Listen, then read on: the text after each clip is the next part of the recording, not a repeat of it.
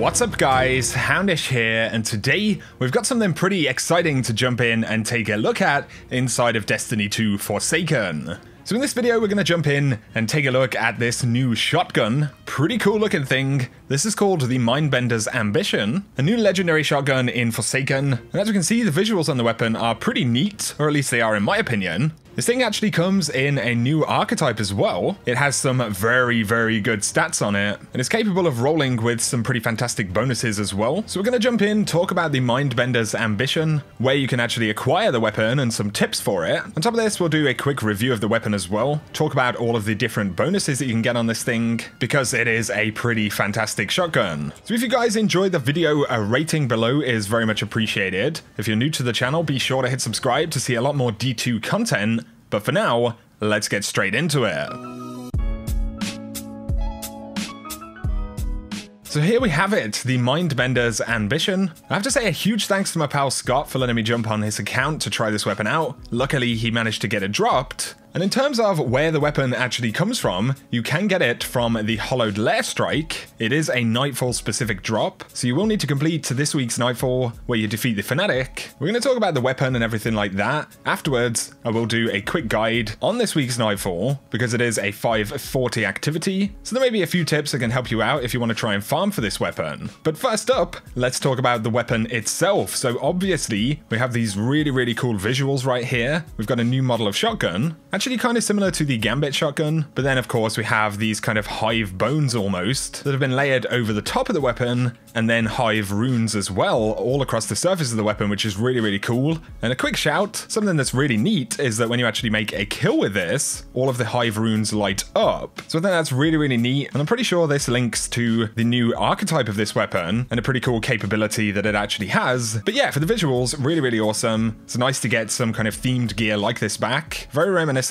of some of the Srike stuff from D1, Grasp of Malak, even the Invective exotic shotgun as well. But when we look at the perks, it's pretty interesting because the archetype, or the intrinsic archetype, is aggressive frame, hard hitting, high recoil, but increases the rate of fire after a kill. So this is actually a new kind of upgraded version of the archetype, but according to the database, this one comes with 90 impact as opposed to 80 impact. Not sure if that's actually the case though, looking at what we see in game, but either way, the ability to increase rate of fire after a kill is pretty neat. Now this weapon does have random rolls, we're going to speak about that in a moment, but in the barrels right here we have smooth bore, small bore, we've got barrel shroud, and then we have accurized rounds, which is pretty good, as well as light mag, and this roll has threat detector and moving target. Now with this being a higher impact shotgun, it's especially good inside of PvP. If you compare it to other popular aggressive frame shotguns, you've got things like sudden death, as well as deadpan delivery. Mindbender's Ambition at base does have a little bit less range than what you can get on sudden death, but of course we do have random rolls, so I believe it's actually capable of beating shotguns like sudden death, deadpan delivery, and even the similar D if you get that perfect roll. And it does have that fantastic one-shot capability, especially in the Crucible. If you're a fan of higher impact shotguns, which I personally am, then it is very solid. This particular roll, even with the range we've got right here, you can get some pretty decent ranged kills, very reliable one-shot kills in the optimum kind of range. And the fact that you have aggressive frame with increased rate of fire after a kill obviously is very beneficial, because you get that first kill in PvP. It's going to give you the opportunity to actually fire again quicker, which of course is fantastic if you're dealing with multiple targets and stuff like that. And obviously these benefits do carry over to PvE as well. Maybe it's just a preference thing. Personally, I enjoy rapid fire frame or the higher rate of fire shotguns in PvE. They just feel more efficient and more kind of devastating most of the time. But if you are a fan of higher impact shotguns, it's really solid in PvE as well. You'll get lots of one-shot kills and lots of pretty decent ranged kills here as well. So what we have at base is a fantastic shotgun in this archetype,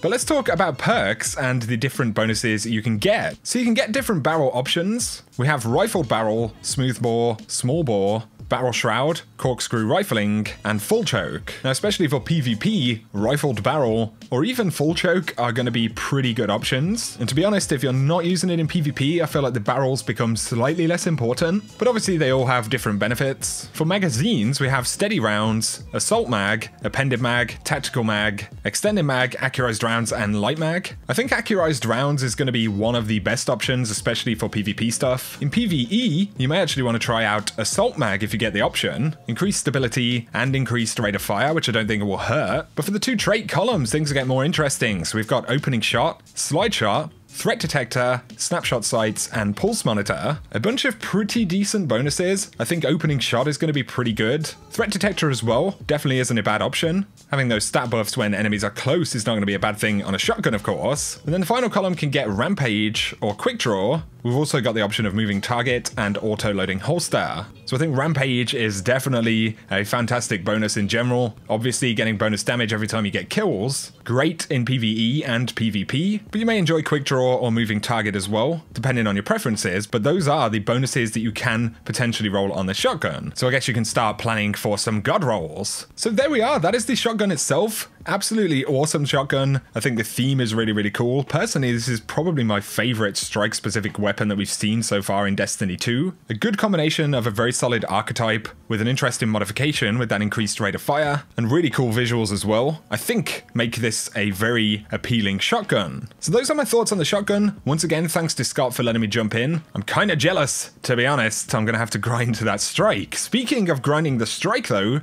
like I said, this weapon does come from the hollowed layer. Now, depending on your level, these can be quite challenging, these Nightfalls right now. We went in with Solar Burn and Heavyweight on. Black Spindle is a pretty fantastic option, but you are going to have to take your time, slowly kind of team shoot your way through the different areas. Most of the strike is fairly straightforward. It's not necessarily too difficult. Without a doubt, the final boss is the most difficult part inside of the Nightfall this week. So at the start of the encounter, you can just do some kind of general DPS to the boss. He'll do a ton of damage with his general attacks and weaponry, and you get a lot of adds spawn into this room. So what you're going to want to do is absolutely cycle your supers as much as possible. So you can see right here, whenever we're getting waves of adds, one of us is popping hammers. The team's allowing that guy to kind of clear the enemies out, grab the orbs, then I pop my Titan hammers right here, and then our hunter uses the solar blades. So we're just kind of cycling those supers intelligently to survive the waves of adds, and then carefully doing a bit of damage to the boss, just kind of tickling him down over time. There is another mechanic, of course, in this strike that can be particularly annoying, where the Fanatic will actually tether you, and when you see this happen, he's going to kind of draw all of you in towards him, and obviously if you get all the way towards him, he's going to stamp, which will push you back, do a ton of damage, and then it's very easy to be taken out by adds and things like that. So whenever you see that tether mechanic coming up, definitely hold on to some grenades and heavy and things like that. What you actually have to do is break his shield as he pulls you towards him. If you can break that shield, it will cancel that kind of mechanic and you'll be saved, I suppose. So those are just a few tips, but you're definitely going to have to group up, use your supers intelligently, make sure that you're sharing the orbs and stuff like that so you can cycle supers. I think Black Spindle is a pretty good DPS weapon, especially running solar and heavy weight, of course. That's going to make it much easier to get the Fanatic actually taken out. It can be a fairly long-winded Nightfall for sure. I'm not sure if they've changed the drop rates on Nightfall-specific loot. I have seen a fair amount of people who got the Warden's Law hand cannon last week, and I've seen a few who've managed to get the Mindbender's Ambition this week, so I feel like the drop rate may have been improved a little bit because most people are doing very low score runs right now, of course, because we're under-leveled, and we're kind of going with bonuses that give us all the benefits, but don't necessarily give us the score. And these drops are supposed to be more common when you have a higher score inside of a Nightfall. So it seems like the drop rates could have been improved a little bit, especially considering they also have random rolls now, so folks are going to be wanting to get